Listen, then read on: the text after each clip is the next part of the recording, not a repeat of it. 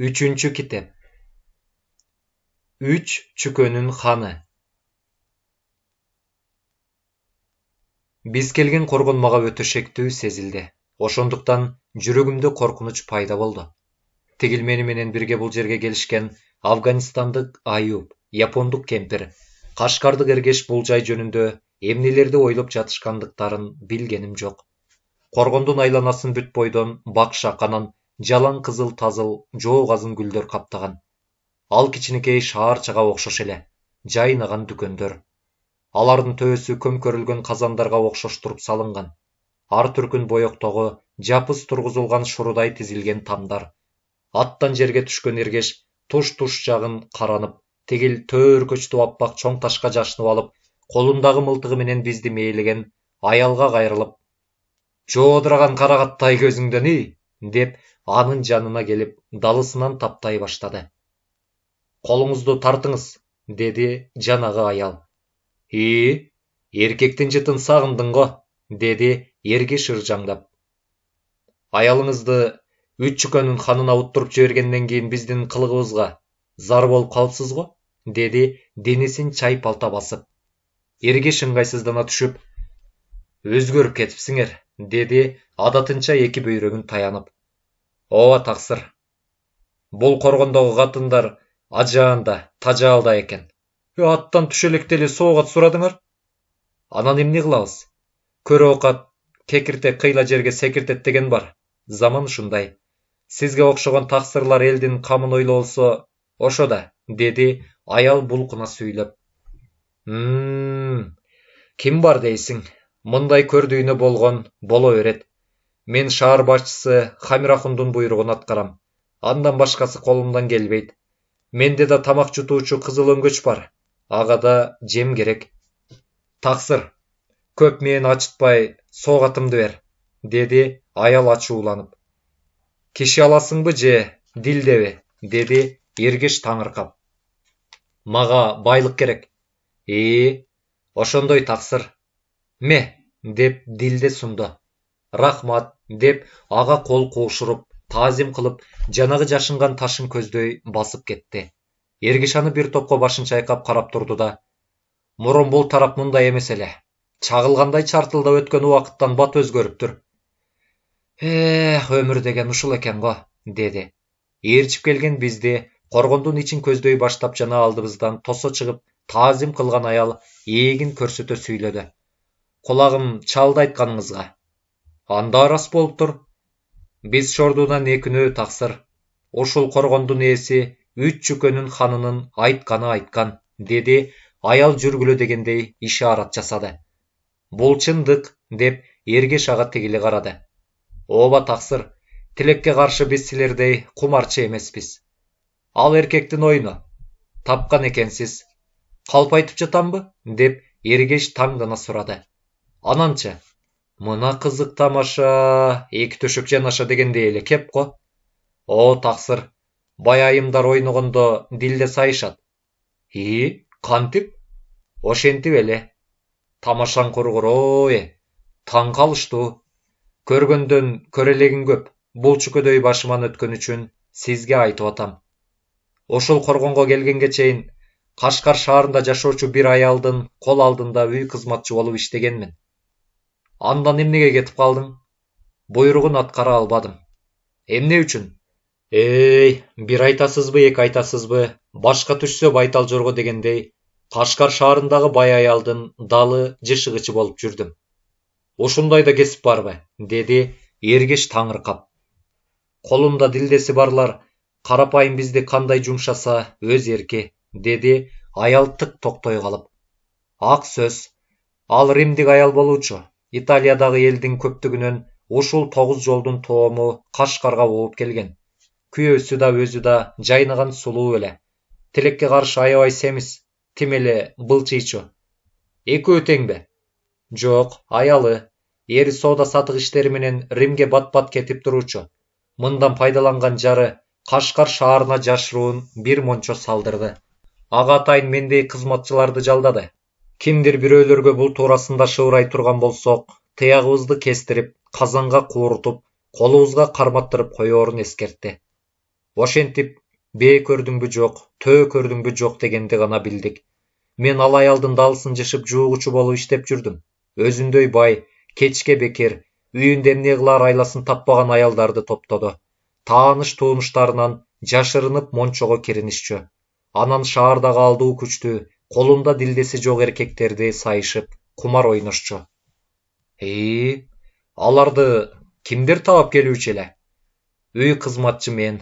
Ошундай күндөрдүн биринде Кашкар шаарына атагы чыккан дарчынын жесири Баритахордун үй кызматчысы, какшаалдык, кыргыз Нил деген киши картага сайылды. Аны римдик семиз аял утуп алды. Ханышам колума дилдеден көбүрөөк берип, эптеп анын ыгын таап, ээлеп жүргөн аялга билгизбей, үйгө ээрчитип келүүмдү өтүндү. Эптеп Нилге жолугуп, тигинден көз жаздым боло калганда Нил менен сүйлөштүм. Аны жан талашып көндүрдүм. Ушул убакта тигил шүмшүгү менден шек санап калып, Нилди өз жанына карыш жылдырбай койду. Айтканын аткара албагандыгым үчүн мончонун ээси мени кызматыман кууп жиберди. Жаным күйгөнүнө чыдай албай, Баритахор эрге-жээли менен базарда жүргөн жеринен аябай сабадым да, түндөп жашырынып качып, ушул коргонго кабылдым, деди аял мени карап көзүн кысып. Мен япон кемпирден уялып, башымды тескери бурдум. Сага убал болгон экен, деп эргеш кейимишетти. Арга амал канча? Бул жердегилер мени соок атка да албай коюшту. Жакпайсың го? Ким билет таксыр, бир түнгө жарасам эле далай дилде таап алат элем. Бул кесипке албады. Каап, деди. Кейбеңиз таксыр. Жарайт. Ден соолук болсо далай ырыска алды да. Ал да дилдеге жараша го. Баарына түшүнөм. Ол жолу оюнчулар сенин сүйүүңдү пайдаланышпадыбы? Түк. Дагы үч чүкөнүн ханына рахмат. Бул коргонго келгендерден соогат сурап ал, деп мени дарбызачы кылып дайындаган. Атың ким? Деди эргеш басып бара жатып. Бүбү, таксыр. Жакшы, деп анын көңүлүн көтөргөнсүп койду. Мындан башка экөө кеп сөз сурашпады. Артында бара жаткан биз да унчукпадык. Бир гана какшаалдык Нил жөнүндө тегил аял тарабынан кеп сөз козголгондо сыганды да, аны да ойлоп көзүм жашылдана түштү. Муну байкай койгон япон кемпир кайрат кыл, деди. Макул деп жашымды жеңим менен аарчыдым. Бүбү жалт мени карады да, ал түндө үйүргө кирем деп сүйүнүп жатат го, деп шаңкылдап күлдү. Коюңузчу айым, дедим аны жактырбай. Эч нерсе эмес. Сүйүүнүн ширинин татканда бардык капасы эсинен чыгып кетет. Эртең каректеринин нурлары чачырап, кунандай туйлап калат, деп бүбү санын чаап каткырды. Бул али эч нерсеге түшүнбөйт, деди кемпир. Ошондойбу, деп ал жаныма келип такымыман чымчыды. Туруңузчу ары, дедим бакырып.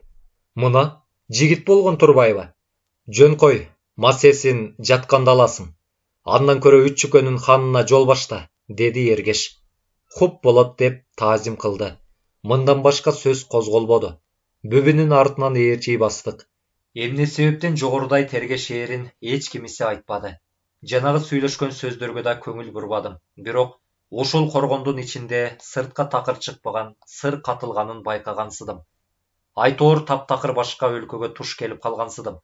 Жанымдагылардын ооздорун кимдир бирөөлөр төөнөч менен төөнөп салгансып дулдуюшту. Бүбү бизди коргондун эң баш тарабына салынган ак сарайды көздөй баштап жөнөдү. Анын үстүндөгү көйнөгү кызыл шайдан тигилиптир. Баскан сайын этек жеңи желге делбиреди. Бою кыска болгону менен чынында эле бүбү ырга кошуп жибергендей сулуу экен. Узун мойнун койкойтуп, көкүрөгүн алдыга чыгара басканда төшүндөгү тырсыйган мамыгы көзгө даана урунду. Телегей тегиз дүйнө жок дегендей анын бардык сулуулук кереметтин бузуп турган боюнун кыскалыгы болуучу. Анан дагы көзүмө өөн сезилген оң бутунун кызыл ашыгынын ийрилиги. Башкалар мунусун капарга алышпаса да, менин табитимди бузуп салды. Анткени сөөмөйдөй ак жылан артынан кууган Зейнепке сакчы болуп жүргөнүмдө ал менден төмөнкүчө сурачу. Келечекте аял аласыңбы? Ооба. Калыңды кантип бересиң?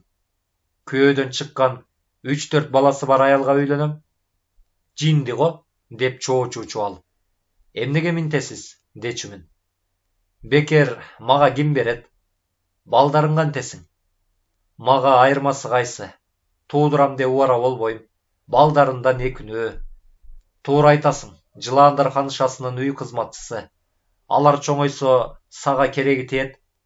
Ошон үчүн элеби? Деп такып сураачумун. Анан кандай?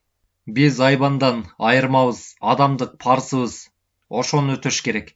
Кишилердин жашоосу эч качан оңолбойт. Себеп, балакай? Өзүмчүл да. Сөзүңдө галет жок, бирок сымбаттуу, сындуусунан ал. Башкалар көз артат, суктанат. Жок, өңү суук, балбырап салбыраганынан, маңыроо, макоосунан алам, деп жылмайчумун. Ай болбойт. Кантип? Аны менен түбөлүк бирге жашайсың. Түнкү Кудайым берген сүйүүнүн кереметине чалкый билиш керек. Ошондо алган жарыңдын сырткы кебетегеш бири көз алдыңа кокусунан элестей түшсө, жанып турган көңүлүң жалп өчөт деген сөзү кылт этип эсиме түштү. Мен да тигил аялдан ал түндө ушинтем го деп ойлодум. Анан ичимден чакырганга келбеген ымдаганга зар болот деген чын. Эми буту ири бүбү менен бирге бир төшөктө жатам го. Колуңда бийлигиң, дөөлөтүң, байлыгың болбосо, сен сатылган буюмдан төмөнсүң. Өлгөн жансың. Ал тургай бул дүйнөдө жоксуң. Бийлиги, байлыгы барлар мендей кемпайлардын тагдырына отургутуп ойношот тура. Азыр дүйнө жүзүн пайгамбарлары тирилип келсе да, бийликтегилерге, байларга алардын колунда жок болсо, өлүү арбактардай көрүнөт. Карапайым калкка маңыроодой же жиндидей сезилет. Атаңдын көрү көр жашоо. Эми минтип карыган аялдын сугуна түшүп олтурам. Мени кой өз денесин жакшылап бакса болмок деп ойлодум. Бүбүнүн сырткы көрүнүшү менин гана тынчымды алды. Анткени ал мени эргештен соок атка сурап ээледи. Бул чыныгы кумарчылардын сөзү, адаты. Буга мен адегенде эле түшүнгөнмүн. Себеби соок атка буюм, дилде сураганын укканмын. Ал эми кишинин соок атка бергенин көргөн эмесмин. Мындай жорук мага өтө эле таң калыштуу болчу. Ошондуктан санаам сайга бөлүндү. Алдыда келе турган тозоктуу түндү ойлодум. Кайгыдан, жолдон чарчаганмын. Таң аткыча бүбү мени көз ирметпесе, эртең менен басарга дарманым келбестигин билип эле турдум. Бүбүнүн мага жасаган кылыгынанбы же богооздугунанбы аны көргөн сайын итиркейим келип жатты. Тилекке каршы арга жок эле. Күн кечкирип, акыркы түн кирмек. Анда мен безилдеп, жылаңач коргондо айланып качсам да, колумдан эч нерсе келмек эмес. Түбү, бүбүнүн жылуу төшөгүнөн кийин гана акыл эсиме келээримди сезип бараттым. Коргон эки коктунун ортосунда салыныптыр. Анын ичинде күзөтчүдөй төөркөчтүү чоң аппак таш жатат. Ким, качан муну кайсыл тараптан сүйрөтүп келгени да белгисиз. Эмнеге керек экенин да батынып сурабадым. Айтоор коргондун ар бир көрүнүшү башкача. Анын оң тарабында төөлөр байлануучу атайын жайлар салынган. Ошону менен бирге качырларга, аттарга дайындалган акырлар ойлонуштуруп курулгандыгына караганда бир гана өткөн кеткен соодагерлердик эмес, башкалардын да түнөгү сыяктанды. Бири-бирине удаалаш салынган чатырлары, жапыз ак сарайлар. Баары ар түрдүү, дубалдары тоонун аппак таштарына кыналып тургузулган. Үстү асмандагы айдай төптөгөрөк. Кимдир бирөөлөр таштарды тасырайтып, эрикпей кынаганына караганда көпкө жетсин деп тилеген сыяктанат. Канчалаган жылдар бою эрикпей, талыкпай чыдап салгандарына такыр акылым жетпеди. Мен бул коргонго чейин эле Какшаал тоосунун кокту колотторунан жалаң таштардан салынган коргондорду, сарайларды чейин ирет көргөнмүн. Бирок алардын көбү кишисиз, кароосуз калгандыктан баары урап жер менен жексен болушкан. Бул коргондун күнү бүгүнкүдөй турганына аябай суктандым. Бүбү бизди коргондун жогору жагындагы ак сарайга ээрчитип келди. Эшиктин алдында башына сарала жоолук чүмкөнгөн, кара тоголок, арык чырай аял туруптур. Ал тердеп, кургап өпкөсүнөн кышылдап сүйлөп, "Буларды кимге баштап келдиң?" деп бүбүгө кайрылды. "Соок ат алдыңбы?" деди жылмайып. "Ананчы? Дилдеби?" "Жок. Айтсаң эми?" деди жанагы аял жылмайыңкы. "Тигил мажурум талды соок атка берди" деп мени көрсөтө берди. Балакайдыбы? Дал ошол жигитти жылытабы? Тим эле куйкалайт деп каткырды. Билесиң кимди кармаарыңды? Баштан өткөн, деди Бүбү жалмаңдап. Бул коргон жалаң байтал базарга айланып кеткенби? Деди Ергеш чоочуй түшүп. Шым кийгендерден көзүбүз бозорсо кантебиз? Деди эшик тоскон аял. Эркек сөрөйлөр күнөлүү таксыр, деди Бүбү бөйрөгүн таянып. Түшүнсөм ит болоюн, деди Ергеш тынчсызданып. Карганбаңыз, деди эшик тоскуч. Мындан 2 жыл мурун бул коргонго келгенмин. Өзгөрүптүрбү? Деди жанагы. Мындай тири укмуш жок болуучу, деди Бүбүгө карап. О, таксыр, мезгил башка. Ошого жараша шарт, ык, деди эшикчи. Кирейин, деди Ергеш алдыга умтулуп. Ашыкпаңыз, деди Бүбү. Убакыт өтүп жатат. Шашылбаңыз, таксыр, деди тоскуч. Үчүкөнүн ханында жумушум бар. Ошого баштап баргыла, деди Ергеш. Алгач ханышага жолугасыз. Уруксат берсе барасыз, деди Бүбү. Мен ага келгеним жок. Шарт ушундай, таксыр, деди эшик тоскон аял. Анын буйругу? Өтүнүчү, деди Бүбү. Чоңдун кичинеси жаман деген ушул да. Ага кирээрден мурун менин соогатымды бериңиз, деди баягы аял. Эми Кудай урбадыбы? Деди Ергеш чоочуп. Ооба, деди Бүбү Ергешке. Тилемчи болуп кетиптисиңер. Жашоо ошого үйрөтүп жатпайбы? Деди аял. Эмне аласың? Дилде. Болуптур деп чөнтөгүнөн алып ага сунду. Кириңиз, деп Бүбү эшик ачып жол баштады. Рахмат, деп Ергеш артынан ээрчиди. Биз жаа түрүндө салынган кенен бөлмөнүн ичине кирдик. Жерге жалаң Кытай килемдери төшөлүптүр. Бөлмөнүн дубалында күйгүзүлбөгөн шамдар илинип туруптур. Төр жакта аппак таштан чегилген такты. Анын оң жана сол тарабында кызыл таштан оюлуп түшүрүлгөн аппак чокулуу тоолор.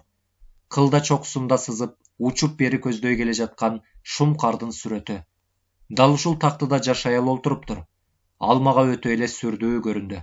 Эмнегедир кабагы салыңкы, сумсайган. Башында илгерки падышалардын ханшалары кийип жүрүүчү, түрдүү асыл таштардан кооздолуп жасалган таажы.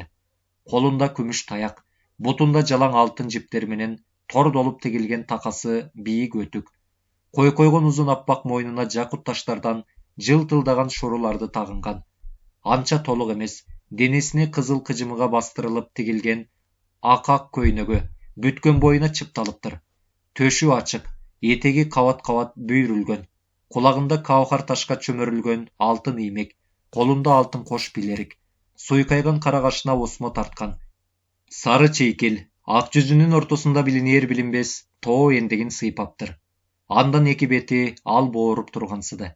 Бетинин түзүлүшү сүйрүрөөп келип, жаактары бир караган кишиге кабышып тургандай сезилет. Алдыңкы үстүңкү эриндери кичине түйдүгүрөөк, оозу оймоктой, кымча белдүү, оң жак ууртунда капкара меңи бар. Улуу жаратылыш бул ургаачыны жаратып жатканда бир аз кемтик кетиргендей. Колу шадылуу, бармактары барсайып жоон. Мунусун кой күрөң балбылдаган каректери жашырып жаап тургансыды. Кундуздай жылтылдаган кара чачы артына тарам-тарам өрүлгөн, кагып койгон казыктай ордунан козголбоду. Мага бул ханыша тактыга орнотуп койгон эстеликтей сезилди. Мостоюп үн катпадым. Бир аз гана аппак тамагынын богогу бөлкүлдөй түштү. Эки бутун кайчылаштырып олтурду. Эшиктен кирген Ергеш аны тааный коюп, "Айжан" деп аны көздөй умтулду. Аял үнсүз сөзсүз сөөмөйүн өйдө көтөрдү. Ушул мезгилде олтурган тактысынын артынан озундугу кулачтай келген жоон эки кара чаар жылан сойлоп чыгып, тигил аялдын эки ийинен баштарын койкойтуп чыгарып, ачакей тилдерин соймоңдотушту. Жанымда турган япон кемпир "Караңгүн" деп чоочуп кетип, өңдөн түстөн кетти. Мустафа менен Аюп жакыларын кармашып, Кудайга жалынышты. Мен үчүн күтүлгүс коркунуч болсо да, сыртыман сыр билгизбей, зымпыйып, колумду куушуруп таазим кылдым. Ергеш эмне кылаарын билбей алдастап, артка кетинчиктеди. Аял: "Менин периштелерим, Эгем тынчсызданбагыла. Булар мага келишти, деп экөөнүн тең баштарынан сылап койду. Кимдир бирөөлөр эки жыланды бекем байлап койгонсуп, кыймылсыз тигил аялдын ийининен чекчейип бизди карап турду. Тактыда олтурган аял алаканын чапты. Эшиктен мылтык кармаган эки аял кирип, колдорун куушуруп, таазим кылышып, "Кулак сизде канышам" дешти. "Могул жапайларга менин ким экенимди билгизип койгулачы" деди колун жаңсап. "Канышанын алдына чөгөлөгүлө" деп мылтыктарын биз жакка мээледи. Баарыбыз кол куушуруп, таазим кылып жерге жыгылдык. Кемпир жанынан кечкенсип, какыйган бойдон тура берди. "Болуңуз" деп анын этегинен тарткыладым. Ал мага жооп кайтарбады. Канышада беркилерди аны көрмөксөнгө салышты. Эмне үчүн минтишкенине түшүнө албадым. Тигил мылтыкчан экөө башка ургаачыларга түк окшошподу. Анткени кебете кешпирлери өзгөчө эле. Оң жак тарапта турган аялдын бою кыска, денеси мыртыгый, чолок мурунду, анын үстүнө бычак кырындай тырыгы бар. Ал ээринен башталып, бир учу так чекесине барып такалган. Башы эркектердикиндей чоң, салынган жоолугу кара, көзү бүтүгүрөөк, толмоч жүздүү, буттары кыска. Ал бизди жутуп жиберүүчүдөй таамай карады. Үстүнө кийген сарала шай чапанынын этеги жерге тиер тиймексен, анын жеңин чыканагына чейин түрүп алган. Колундагы мылтыгын бизге сунган бойдон кадалып калды. Ордунан кыймылдабай капкан таштай мелтиреди. Экинчи аял сол көзүн күйөөсү соолута чапкансып, кызыл кездеме менен байлап алган. Бою тигил жанында турган түгөйүнөн алда канча узун, жоолуксуз жылаң баш. Артына өрүлгөн узун чачынын учу кончуна тийип турду. Маңдайы тастайып жазы. Жука эриндери бири-бирине кымтылган.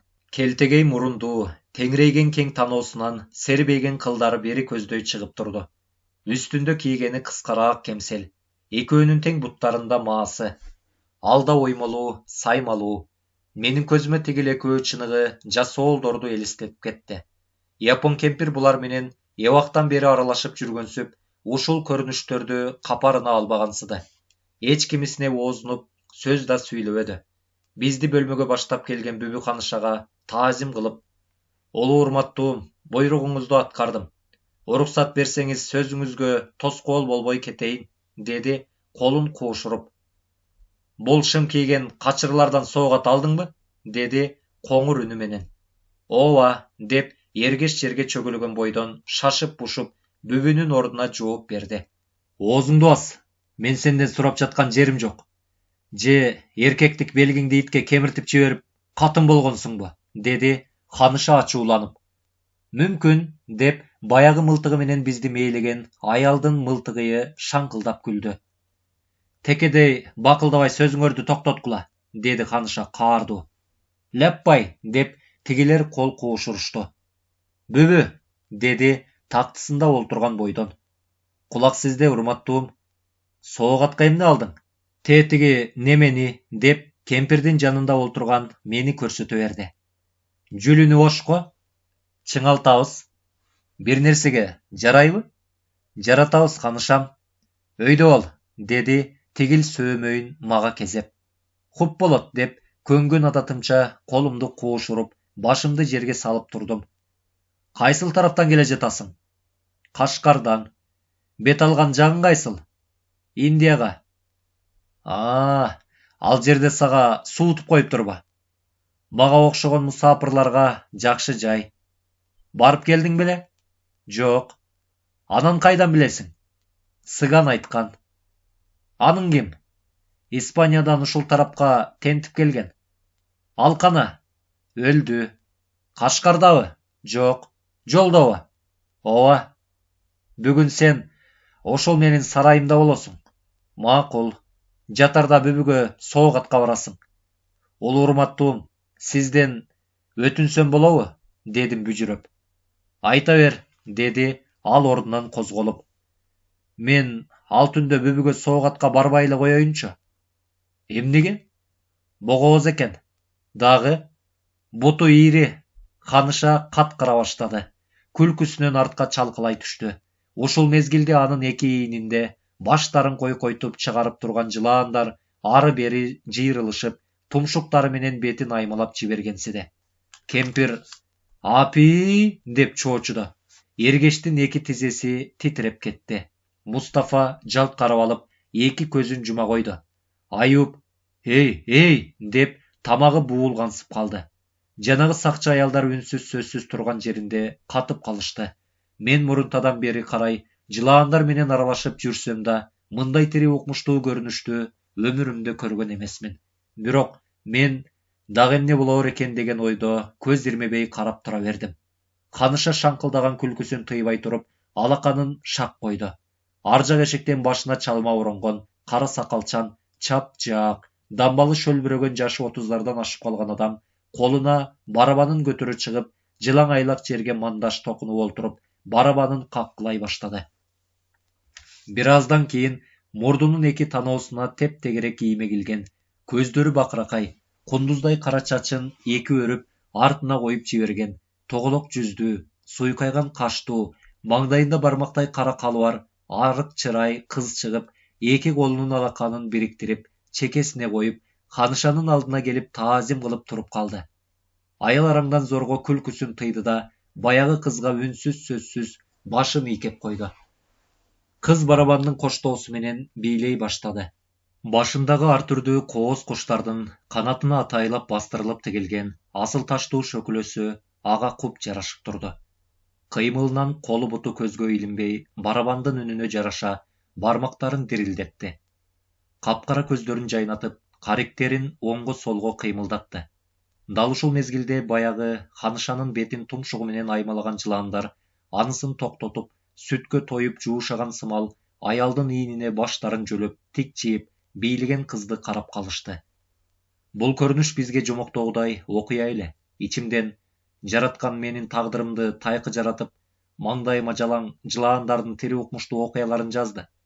Биринен кутулсам экинчисине, андан үчүнчүсүнө кабылам. Баягы түрк жылан арбагычтын айтканы чын келди окшойт. Атаңдын көрдүйүнө. Булардан коркуп жүрүп денем өлдү. Башкалар сезденсе да, мен көргөндөй эч нерсе болгонум жок. Жада калса денем да дүүлүкпөдү.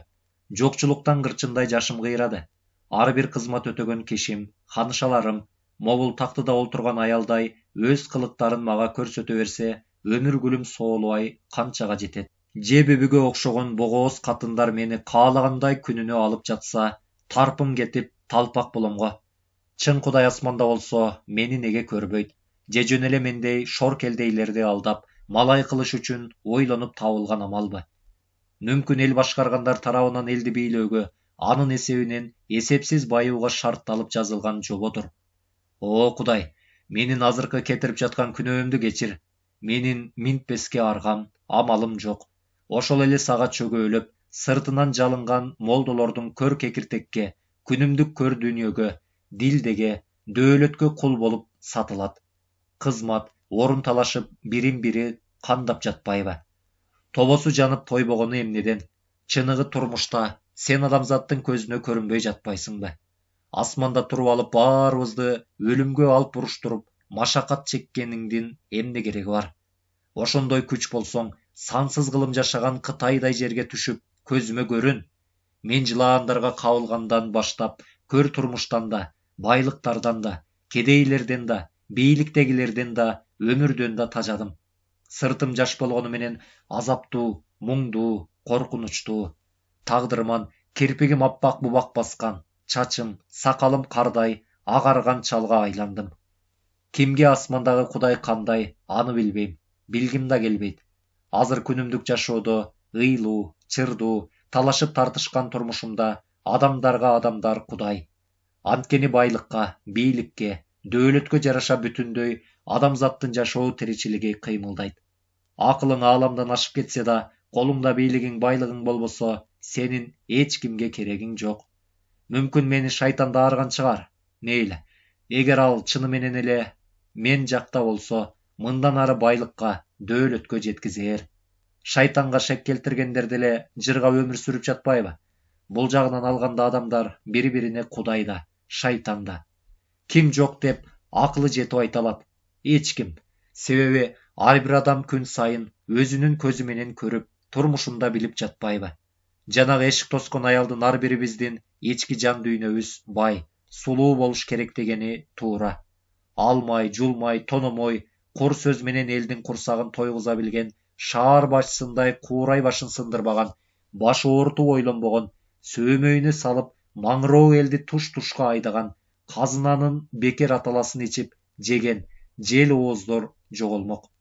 Ар бирибиздин ички жан дүйнөбүздүн байлыксыздыгы бай таксырларга, бийликтегилерге ыңгайлуу аркандай шылтоолор менен аны жоготуп, дилдесилердин тагдырыңар, жыргалыңар, келечегиңер деп ар бирибизди жокчулуктун, барчылыктын боркулдаган казанына кайнатып коюп, бийликтегилер өздөрү шордуу элдин эмгегине бекер шан шөөкөт күтүш үчүн жасалма ойлонуп табылган амал экенин шаар башчысынын үйүндө жүргөндө эле билгенмин.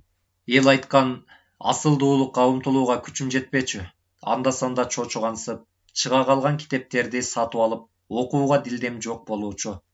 Экинчиден, тамга таанып окуган менен анын маңызына түшүнө алчу эмесмин. Жеке мен эмес, шаарда жашаган элдин баары мендей эле.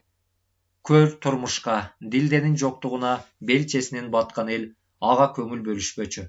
Бул шаар башчысына ыңгайлуу болуучу. Анткени жарды көпчүлүктүн акысын кандай жесе да, кандай жок кылса да, көр турмуштарын кайсы баткакка алып барып тыкса да, өз эрки болуп, тагдырыбыз ушул экен деп баштарын шылкыйтып бара беришчү.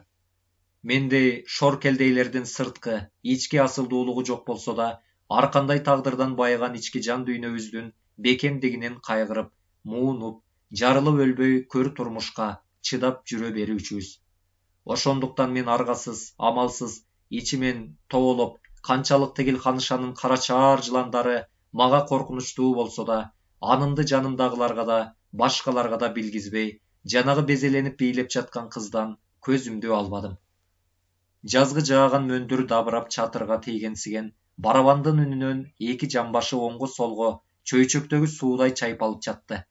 Билегине салынган кооз билериктери бүткөн бою шалактаганда анын бийин коштоп шыңгырады. Суу үстүнө өскөн лотос гүлүн майда толкундар тийгенсип бели термеле түштү. Тырсыйган куйругу тынымсыз силкилдеди. Көмкөрүлгөн чыныдай төшүндөгү тырсыйган кош алмасы өйдө ылдый бүлкүлдөдү. Андан бөдөнөнүн тумшугундай мамагынын чуч туйган үрпү көрүнүп турду. Койкойгон узун мойнун эки жакка кылтылдатты. Анын тагынган асыл таштуу шурулары кум салынган идиштен алтын чайкап жаткансып шыгырады. Бийчи кыздын каректери жалжылдап, сөөмөйүн оң ууртуна, бирде сол жаагына такай коюп, биз тарапка көзүн кысып кылыктанды. Дал ушул мезгилде анын жалжал эткен каректери бүткөн боюмду дүүлүктүрүп жиберди. Чуркап барып, бетинен өөп алгым келди. Ага болгон сугум артып, карегиме, жүрөгүм жүрөгүнө, ал эмес ага элжирей түшкөн көңүлүм көңүлүнө, денем денесине сиңип жаткансыды. Жаманбы жакшыбы аялдын сезимин, жыргалын көрүп, балдан ширин эстен тандырган кумарын көрүп, үйүр тобуна кирип, аз да болсо тажрыйбадан өтүп калган жаным ага өзүнөн өзү тартылды. Бийлегенде анда-санда көйнөгүнөн кылтак этип, балтыры көрүнгөндө, баятан бери жанагы тири укмуштуу коркунучтуу көрүнүштөрдөн кылдай чыңалган денем бошой түштү. Кирпиктерим кыздын кыймылына какайып катып калгансыды. Эриндерим бүлкүлдөп, ал бийлесе мен ичимден аны коштоп ырдагансыдым. Бул жарыкчылыкта жалгыз мен, анан тегил кыз гана бар сыяктуу сезилди. Кара тор бетинен тайманбай барып, аймалагым келди.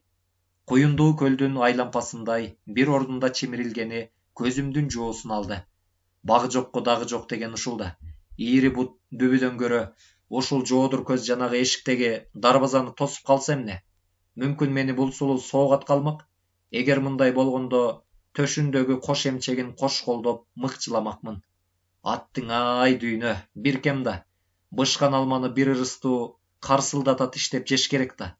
Бул шыбаганы жакшыга же жаманга буйрабы, ал асманда баарыбызды карап турган, кумурскадан баштап адамга чейин тескеп, кээде кыжырды кайнатып, кээде кутулгус жерден жыргатып коюучу чоң Кудайдын иши.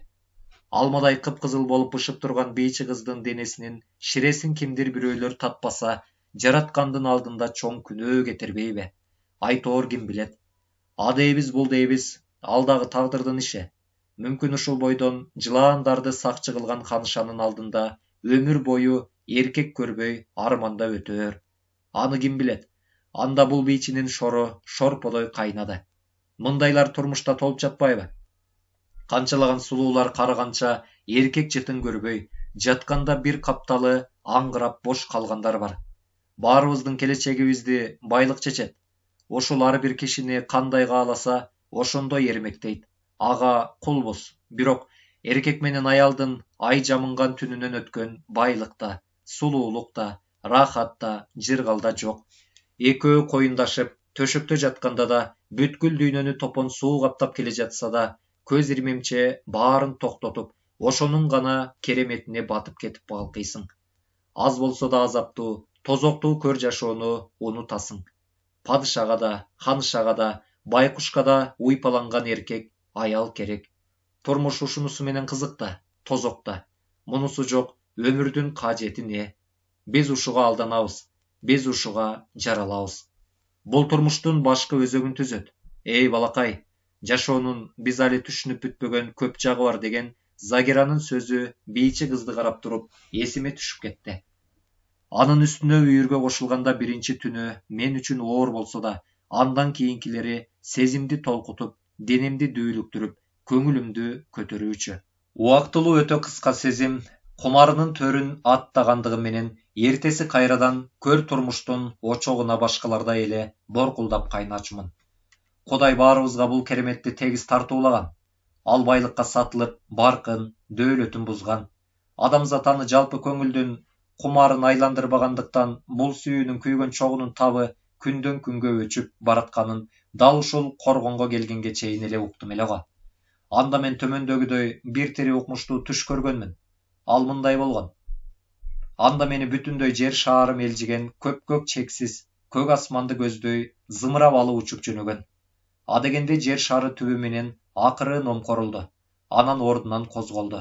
Анын үстүндө турган мени, жанымда жүргөн бир кызды өзү менен тип-тик өөдө көтөрдү. Улам бийиктеп, жер шаар менен кошо учуп бараттык. Барган сайын ылдамдыгын күчөтүп, зыпылдады. Анан зуулдап, сызып учуп жөнөдү. Ошол учурда кыз экөөбүздөн башка биз менен кошо эч бир жан кошо учкан жок. Демейде бүтүндөй жер шаарын котолошуп каптаган биринин ырыс кешигин экинчиси алдап жеген, туз сураган койдой дүйнө, бийлик үчүн бири-бирин кырган, жөөлөшүп түртүшкөн адамзаттын бири жок. Кайда кетишип көздөн кайын болгону белгисиз. Жер бетин кумурскадай каптаган жан жаныбарлар да кайсыл тарапка жетип жоголгонун билбедик. Айтоор жер шары жаралгандан бери карай анын үстүндө мени менен кошо учуп бараткан кыз экөөбүзгө гана жашап жүргөнүбүздөй мага сезилди. Ошондо жер менен кошо учуп баратканымда үстүмдөгү кийип турган кийимимди айтпа. Мындай кийимди тирүү көзүм бир да адамзаттын үстүнөн көргөн эмес. Көрбөйт да болсо керек. Түшүмдө жер шаар менен кошо учуп бара жатканда үстүмдөгү кийген кийимим бүт бойдон аппак эле. Анын түзү күнгө чагылышып, жылт-жылт эткен аппак кардын бубагына окшош болуучу. Бирок бубактын күн нуруна жылтылдаганы, анан дагы түнкү айдан деңиз үстүнө жылдыздай жымыңдап күйүп, өчүп жанган мап-майда көбүктөрдүн жылтылдаган нуру кошулуп тигилген. Кийген бүт кийимим да ошого түспелдеш. Кийимге тагылган топчулар суу түбүндөгү үлүлдүн ичиндеги накта аппак акактан тагылган. Башымдагы кийген бийигирээк аппак калпагым кызгылт каухар таштан жасалган. Мени менен кошо жер шаар менен кошо асманга учуп бараткан кыздын да кийими меникиндей эле. Тилекке каршы ал кыргыздын кызы эмес болуучу. Улуту ким экенин билбейм. Ошентсе да бул ааламда таптакыр жок тил менен сүйлөшүп бараттык. Кыз экөөбүз ошол тилде туулуп өсүп, ошол тилде жашап жүргөнсүдүк. Кыздын жибектей шуудураган кубактай чачынын узундугу эки кончуна жетип, туш-тушка төгүлүп чачылып турду. Энесинин мамакайынан аппак сүтүн такай эмген наристедей жүзү албырып, тамылжып, жып-жылма ап-апакай бой тойгон. Менден ал кыздын айырмасы төшүндөгү кош алмасынын оң жагынын үстүнө чоктой кыпкызыл накта жооп азым гүлүн тагынып алган. Зымырап кыз экөөбүздү алып учуп бара жаткан жер шаары асмандын белгисиз бир чегине жеткенде тык токтоп калды. Анан жанымдагы кубактай узун чачтуу кыз менин колумдан жетелеп, жер шаарынан башка бир ааламдын жерине түшүрдү. Ошол кыздын үйү же башканыкы айтоор билбейм. Үйдүн сырткы көрүнүшү көгүш жоо казын гүлүнө окшоп салыныптыр. Анын ичине кыз мени баштап кирди. Үйдүн апакай дубалдары жумурдай жыпжылмакай. Ичи болсо ак күмүш нурданып, андан таңдын шооласындай ак шоокумдуу нурлар туш-туш тарапка чачыратып турду. Ал үйдүн ичиндеги эмеректер да, буюм теримдер да, идиш аяктар да дал ошол нурдан туш тарапка төгүлгөн нурга түспөлдөш эле. Баягы кыз дал ушундай өңдүү табакка тамак алып келип алдыма койду. Андан экөөбүз тең тамак ичтик. Ага дүйнөдө эмне жер жемиш болсо, ошонун баары кошулган. Ушуну менен бирге айбанаттардын бышырылган түрдүү эттери жуурулушуп, жупталышып жасалган. Тамактын даамынын таттуулугу бүткөн бойду элжиретип, тилди тамшандырып, улам жеген сайын кан тамырларым тамылжып ысып, бүткөн боюмду чыңалтып жибергенсиде. Тамак ичилип бүткөндөн кийин баягы кыз мени үйдөн сыртка ээрчитип чыкты. Анан жипсиз, зымсыз, өзүнөн өзү абада асылып турган 2 киши батаарлык олтургучка олтуруп, аба менен зымырап бир тоонун чокусуна келдик. Ал тоого кыз экөөбүздү алып учуп келген жер шаары да көз ирмемде учуп барды. Жанымдагы баягы кыз бул жердин айлана чөйрөсүнө көз чаптыр дегендей ишарат кылды. Ал жерден мага баардыгы алаканга салгандай көрүнүп турду. Асманы саргыч көгүш түрдө эле. Чар тарапка чачыранды болуп салынган жапыз үйлөрдүн баары жумурдай тегиз аппак, жоо казын гүл түрүндө. Ал тарапта жашаган элдин бойлору ортодон жогору болуучу. Өңдөрү кер сары, саргыч, чачтары да ушундай. Шаар ар түрдүү бак шакка толгон. Асмандагы абаны жогоруда мен айткандай жол катары пайдаланышат экен. Бардыгын мен таңыркап карап жатканда, мени менен бул тарап жер шаары менен учуп келген кыз мага кайрылып, "Жүрү, кеттик", деди. "Кайда?" "Жерге." "Барбайм. Болбойт. Жер күтүп турат экөөбүздү", деди.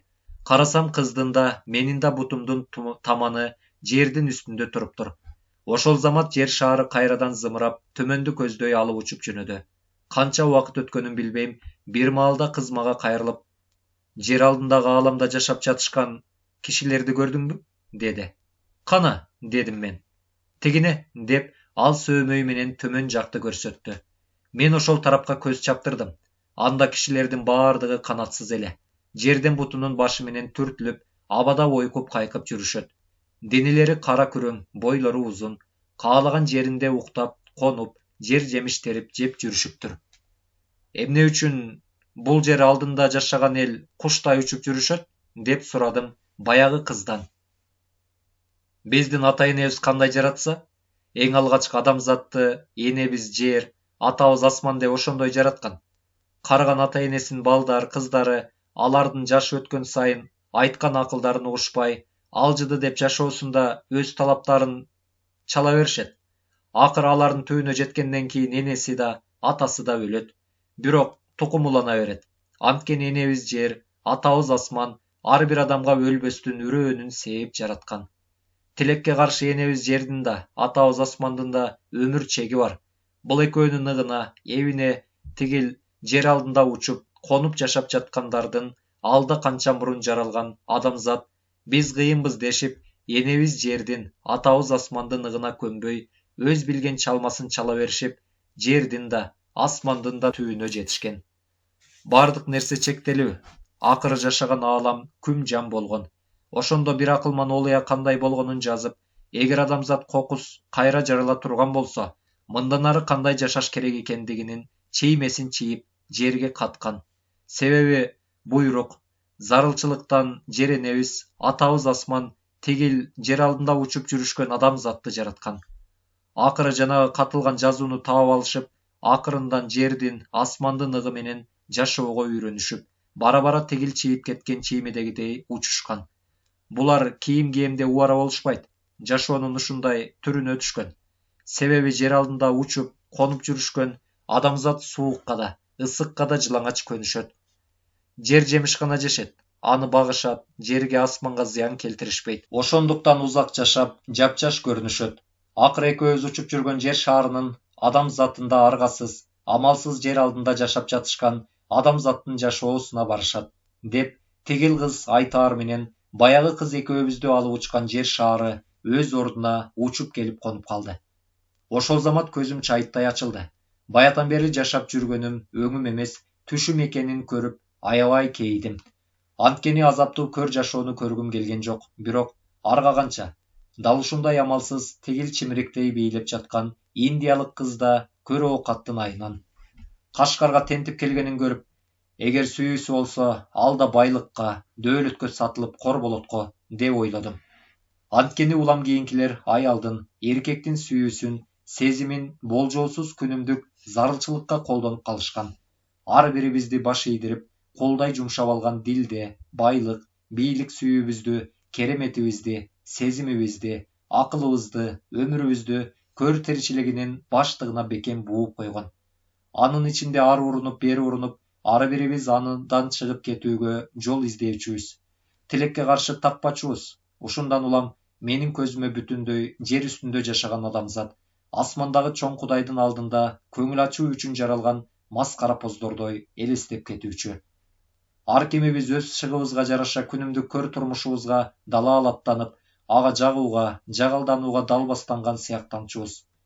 Тигил тактысын жылаанга кайтарткан ханыша да, берки жакта бийлеп жаткан бийчи да мага дал ушундай көрүнүп кетти. Жылтылдаган үстүндөгү кыска көйнөгүнүн этеги чимирилген сайын делбиреди. Деңиздин түбүндөгү жылаажындай колунун бармактарын кылаактатты. Оозун чормойтуп, узун кирпиктерин улам-улам ымдады. Бийлеген бии мага түшүнүксүз бир окуяны айтып аттыбы айтоор, бирде кабагын бүркөп, бирде чытып, ээриндерин кыбыратты. Буттары көзгө илинбей тыбырады. Чанага черкелген аттардын мойнундагы кичинекей коңгуроого окшогон кызыл ашыгына тагынган жезден, күмүштөн, колодон, алтындан тагынган майда чүйдө буюм темирлери бийлеген сайын зыңылдап, бири-бирине кагылды. Тыпы-тып, тапа-туп эттирип, алаканын, тапанын жерге чапкылады. Баятан бери мандаш токунуп олтурган барабанчы анын жанына келип, барабанын каккылап, бакчылардан беттер тынымсыз бүткөн боюн сүлкүлдөттү. Бир аздан кийин бийчи бийин токтотуп, ханышага таазим кылып, колун куушуруп туруп калды.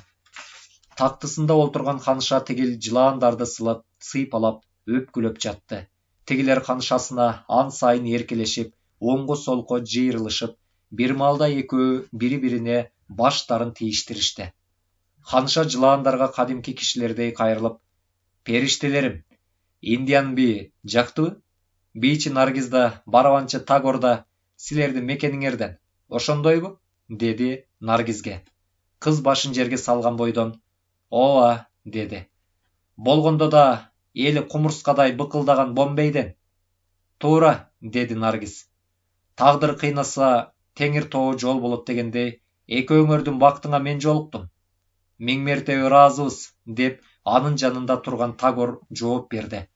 «Мына, уйгурча да жакшы сүйлөп калыпсыңар» деди тактысында олтурган бойдон. «Сиз үчүн баарын жасайбыз» деди кыз бир аз ээрдин көтөрүп. «Элге шыкалган Бомбейде жылына бир жолу келүүчү силердин элиңердин баатыры Рамага арналган майрамда бийлеп болоор болбос акы тапкандан көрө менин алдымда дурустур. Бул чындык, урматтуум. Курсагым ток, кийимим бүтүн. Ал жакта көчөдө жатуучумун» деди Наргиз. «Эч нерсе эмес. Мен силерди кор кылбайм. Акыңды, силердей өнөр ээсин сыйлабаган падыша менен ханыша өз башын өз жутаар, укум-тукуму куурап, кийин көр кекиртекке элин сатаар деп индустардын башкы кудайы Брахма айткан. Бул сөз баарыбызга өкүм» деди ханыша.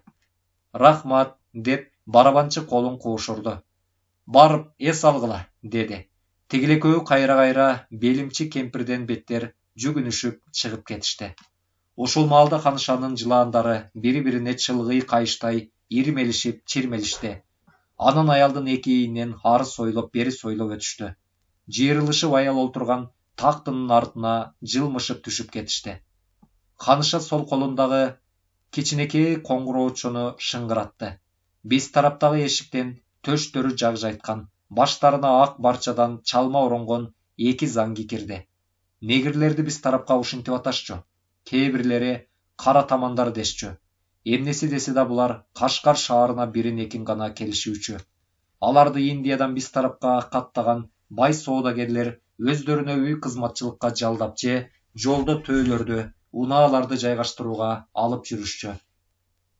Какшал тараптан соккон катуу шамалдан алардын эриндери, беттери туурулуп кетүүчү.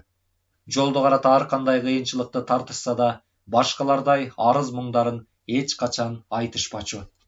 Күмүштөй тиштерин жаркылдатып ырс айтып күлгөндөн башка үн катышпачу. Ошондуктан Кашкар шаарынын эли негрлерди көргөндө аларды тегеректешип, "Ой, заңгилер, өздөрү ушундай капкара болушабы?" деп бирөөсү экинчисинен сураса, ал тегилерди таңыркай карап, "Ким билет? Мүмкүн жолдо күнгө күйгөндөр. Койчу калпыңды. Чын айтам. Ай, таманы алаканы ак болуп жатпайбы? Кызыксын, ар нерсенин биринчи ирэет үстү какталат да. Эмне десең ошодо, негрлериң өзү ушундай" деп каткырып калышчу. Ал эми заңгилер биз жакка анда-санда гана катташкандыктан, артыкча шаардагы кичинекей балдар, кыздар алардын артынан чурулдашып, ээрчип алышчу. Негрлер келгенде чоң кичине дебей, баарыбызга тең эле майрамдай сезилүүчү. Мындай көрүнүштөн шаарда да, базардын ичи да жандана түшүүчү. Өзгөчө соодагерлердин аялдары ар кандай кесиптерде иштеген байлардын чүрөктөрү, аларды көчөдөн көрүшкөндө бирин-бири түрткүлөшүп, карасаң, шаарыбызга заңгилер пайда болушуптур. Кайдан келишиптир, я? Ким билет? Ай, булардан бай соодагерлер, көпөстөр чыкпайт окшойт. Эмне үчүн? Такай индустарга жалданып келишет. Чын эле, анткени менен денеси ысык да. Ай, түгөт, аны кайдан билесиң? Деги эле айтам да. Балакетсиң, кандайча? Негрлерди да чарпып өткөн окшойсуң. Койчу, деп шыңкылдап күлдү бирөөсү. Эптеп буларды тузакка түшүрүш керек. Кантип? Аял затты балебиз го. Аның чын, заң эмес, маңгисине да чындап кааласак, кайырмагыбызга илебиз го, деп биринчиси шыңкылдаса, анда тегиниси, ошону айтпайсыңбы? Ушуларды бир тажрыйбабыздан өткөзүп көрсөк. Тим эле укмуш болот эле. Эмнеси? Ошону да билбейсиңби? Жок. Денеси биздин күйөөлөрдөн артык дейсиңби? Ананчы? Кайсы жагынан? Негрлердики бардык жагынан төп келишкен. Мээнетсиң, Анан заңгилердин тияк биягын кайдан билесиң? Же сынап көрдүң беле? Андай күн кайда? Ботом, көмүрдөй кара немелерге мынча эмне ашык болуп калгансың? Таттуусу ошондого чиркин, деп алаканын шак коюучу. Сен булар менен соо эмессиң. Ошондой ойлойсуңбу? Сөз төркүнүнө жараша. Кеңкилесим, менин күйөөм соодагер, чынбы? Ооба. Ошол мен ойлойбу? Билбейм. Базар менен анын саткан буюмдары, ишенсең койнунда жаткан катынынан артык. Битирейип кечке Кашкардын базарында дилде санап олтурат.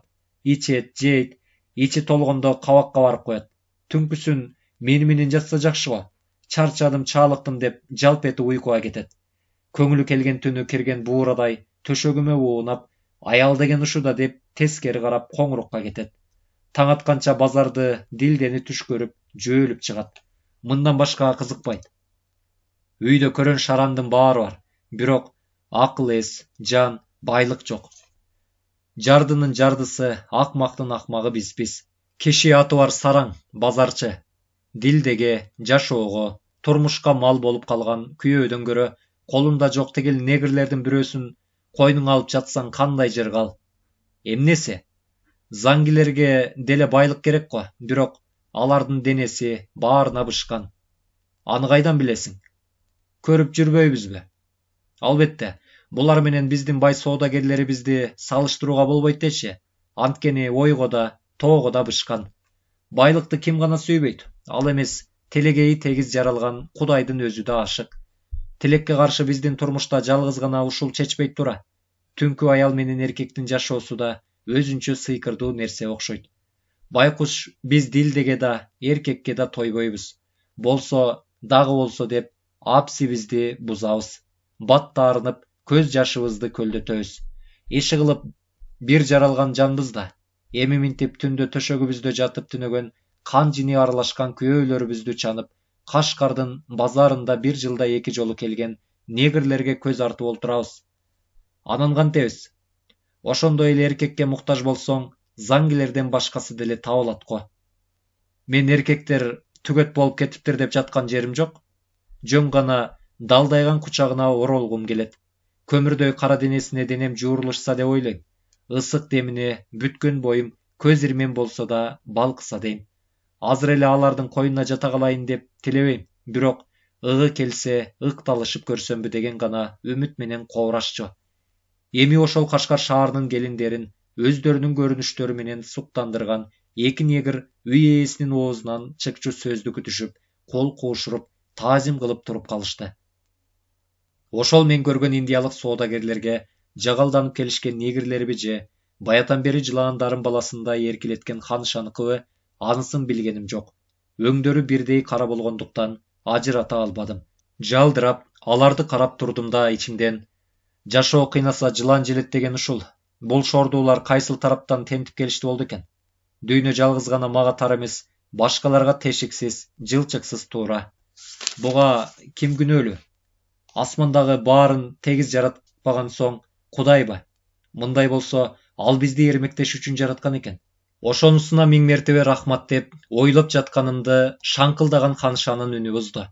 Ал тигил эки негрге кайрылып: "Заңгилер, бул периштелеримди алып кеткиле. Курсагын тойгузгула, жайын алып барып койгула", деди каардуу. Тигилер үнсүз сөзсүз кол куушурушту. Эми гана алар тигил жылаандарды жерден көтөрө берерде, сол тарабындагы негрдин бирөөсүнүн бутунан баштап чыр мооктой ороло баштады. Биз коркконубуздан ордубуздан обдула түштүк. Экинчи негр шашкылактап: "Урматтуум, урматтуум" деп уйгурча булдуруктап, аптыга сүйлөп, тактыда олтурган ханышага кайрылды. Жыланга оролгон негрдин эриндери көгөрүп, көздөрү чанагынан чыга баштады. Деми кысталып, кыйкылдап, чыйкылдады. Чырмалган жылаанды колдору менен тытмалап жиберди. Ал жумурдай жуурулушуп, негрдин жан талашканына болбой, улам-улам оролуп, куйругун жерге салаңдатты. Анан башын анын колтугунан чыгарып, биз жакты чекчейип карады. Негрдин эки буту тигинин денесине катуу кысылгандыктан тиякка биякка теңселди. Тактыда олтурган ханыша шашкалактап, ордунан ыргып турду да, тигил негрге оролгон жылаанга кайрылып: "Периштем, денеңди туткунуңдан жандыр. Бизден күнөө кетсе кечир", деп эки колун куушуруп, негрге оролгон жылаандын алдында барып таазим кылды. Ал туш-туш жагын каранып, эки ачакей тилин соймоңдотту. Анан анын денесинен шолоп этип жерге жылмышып түштү да, тептегерек болуп, жыйрылып калды. Көргөн көзүбүзгө ишенбей шалдая түштүк. Япон кемпир мага кайрылып: "Сен кызмат өтөгөн жылаандар ханышасы тирилеп келген окшойт", деди. "Жашоонун өзү жомок, урматтуум", дедим. "Такымыңды жегир. Жолдо өлгөн сыгандын денесин коркпой үркпөй өрттөгөн сенден түңүлсө болот", деди кемпир кулагыма шыбырап. Бул жан кыйнаган көр турмуш мени ар кандай тирик укмуштуу көрүнүшкө жүрөгүмдү мерез кылып салган. Көргөндөрүмдүн баарынан корко берсем, мага дамбал түтөбү? Ансыз да Кашкар шаарында базарда мата кымбат", дедим. "Башыңды мүлжүп калгырый. Анан сиздики жакшыбы? Өлгөн ханыша? Алар качан тирилүүчү эле? Анда өмүрдүн баркы кетпейби?" дедим акырын шыбырап. "Такылдабай жап оозуңду", деди кулагыма эңкейе күбүрөп. Мен ошол замат үн катпай калдым. Жанагы ханыша жылан оролгон негрге кайрылып: "Ажалың жетпегенине сүйүн", деди көзүн сүзүп. "Сизге рахмат. Мен карыз болдум, ханышам", деди тигил бүлжүрөп. "Мага берерге алтының да күмүшүң да жок, заңгим?" "Ооба. Ошондуктан сен мага бир кызыктуу аңгеме айтып берүүгө тийишсиң." "Жарайт", деди башын акырын ийип. "Урматтуум, биз африкалыктар мындан да чоң жылаандарга көнгөнбүз", деди экинчи негр. "Көнбөй көмүрөң кал. Карачы, калтырап титиреп араң турат. Жылаандан коркуп, аз жерден дамбалын булгап ала жаздады. Кечиресиз", деди тигил күнөөлүүдөн бетер булдуруктап. "Негрлер жылаан жейт дейт. Ушул чынбы?" деди ханыша сол жагында турган негрге мойнун буруп. Ал оң колунун алаканын көкүрөгүнө коюп, уйгурча булдуруктаган тили менен: "Негрлердин көпчүлүгү деңиздердин жээктеринде жашашат эмеспи?" "Ооба", деди ханыша ордунан обдула берип, жерде ийрилип жаткан эки жылаандын башын алмак салмак сылап. Деңиздердин түбүндөгү акак таштарды кайтырган суу жыландар көп болот. Ошолорду кармайбыз. Эмне кыласыңар? Жейбиз. Кантип? Алардын башын жулуп жиберебиз. Анан калганын былчылдатып чайнап жутабыз. Ууда. Улуу урматтуу ханышам, адам баласы ит жандуу. Аның чын негрим. Баарына көнөт. Туура айтасың. Анын үстүнө бул жаныбарлар да биздей эле боорукер. Баар эмес, негрим. Иттикти акыл сынган адамдар айбанга жасагандан кийин алар да кишилерге ошондой тилсиз жооп кайтарат. Мисалы, биз тарапта жылаандарды үйдүн ээсиндей колдонушат. Кызык, деди ханыша таңыркап.